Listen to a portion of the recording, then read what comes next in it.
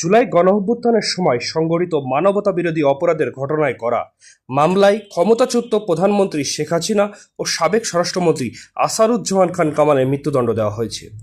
অপর আসামি সাবেক আইজিপি চৌধুরী আবদুল্লাহ আল মামুন রাজসাক্ষী হওয়ায় লঘুদণ্ড হিসেবে তাকে 5 বছরের কারাদণ্ড দিয়েছে আন্তর্জাতিক অপরাধ ট্রাইব্যুনাল।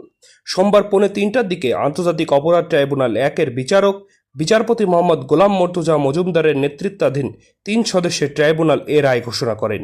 ট্রাইব্যুনালের অপর সদস্যরা হলেন বিচারপতি মোহাম্মদ শফিউল আলম মাহমুদ এবং অবসরপ্রাপ্ত জেলা দায়রা জজ মোহাম্মদ তহিমুল হক এনাম চৌধুরী।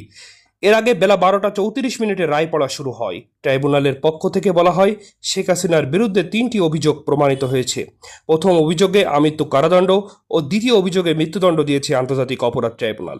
6 ভাগে বিভক্ত 453 পৃষ্ঠা রায়ের সারসংক্ষিপ্ত পড়েছেন বিচারক।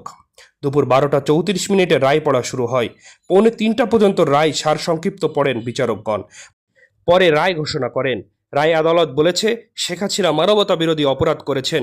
একই সঙ্গে আসাদুজ্জামান খান কামাল, চৌধুরী আবদুল্লাহ আল মামুনের বিরুদ্ধে মানবতা বিরোধীর অপরাধ মিলেছে। চৌধুরী আবদুল্লাহ আল মামুন রাজসাক্ষী হয়ে সত্য উন্মোচন করেছেন। মামুনের অপরাধের সাজা সর্বোচ্চ হলেও সত্য উন্মোচন করায় তাকে সাজা কম হবে।